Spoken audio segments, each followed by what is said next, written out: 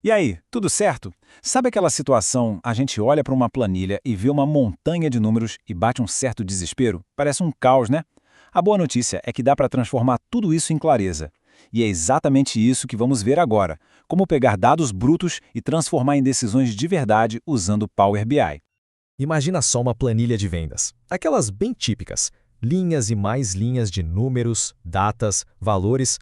O potencial com certeza está todo ali. Mas por enquanto é só isso, uma parede de dados que não diz nada, nenhuma história está sendo contada ainda.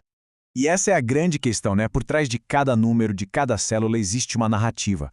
Uma história sobre desempenho, sobre tendências, sobre oportunidades que talvez estejam escondidas. E o nosso objetivo aqui é justamente dar voz a esses dados. Bom, nossa jornada começa pela base de tudo, pelo alicerce, a preparação. Passo 1, a gente vai importar e, o que é mais importante, limpar os nossos dados. Isso é para garantir que a história que a gente vai contar seja bem, que ela seja verdadeira. E esse primeiro passo acontece num lugar específico, dentro do Power Query.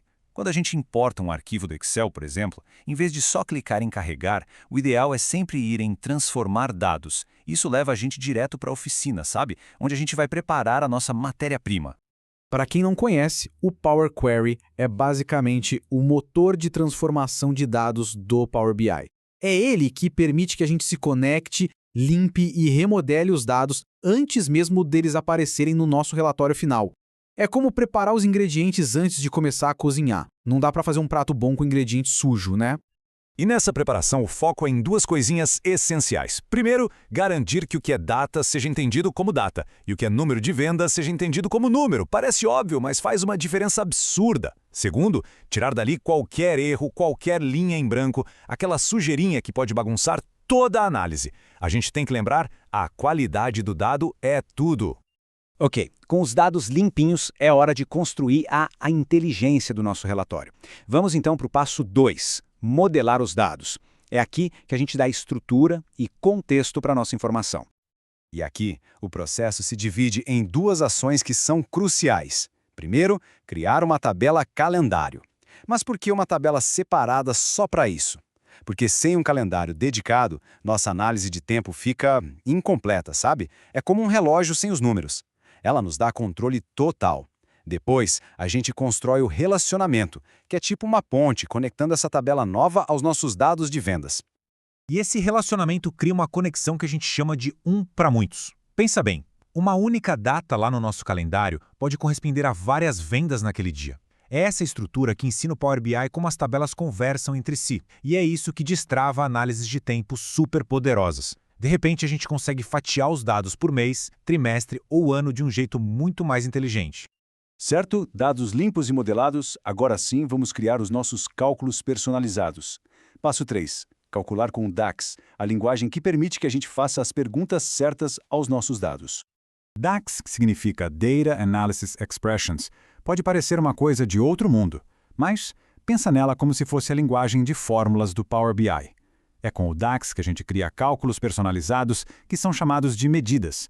Basicamente, são os indicadores, os KPIs, que realmente importam para o negócio. E para começar, uma medida essencial. Com essa linha de código bem simples, a gente cria a medida total vendas, que vai somar todos os valores da coluna valor venda. É isso, simples, direto ao ponto e extremamente poderoso. E agora, chegamos ao momento mais esperado. Todo aquele trabalho de preparação nos trouxe até aqui. Passo 4. Visualizar a história e finalmente dar vida aos nossos números. Mas antes, um ajuste rápido, mas que é fundamental. Por padrão, o Power BI pode mostrar os meses em ordem alfabética. Abril, agosto, dezembro, o que não faz sentido nenhum, né? Para corrigir isso, a gente usa o recurso classificar por coluna e garante que os meses apareçam na ordem certinha, de janeiro a dezembro. É um detalhe que muda tudo. Então, como é que se monta o gráfico? É quase uma receita de bolo. A gente escolhe um gráfico de colunas agrupadas. No eixo X, a gente arrasta um mês e o ano, lá da nossa tabela calendário. No eixo Y, a gente põe a nossa medida total vendas. E pronto, a mágica começa a acontecer na tela. E agora, vamos ver o resultado final de todo esse processo, onde a gente percebe o verdadeiro poder da transformação dos dados em um insight de verdade. Vamos só lembrar de onde a gente começou, ok? Com uma parede de números quase impenetrável. cheia de potencial, mas muito difícil de decifrar.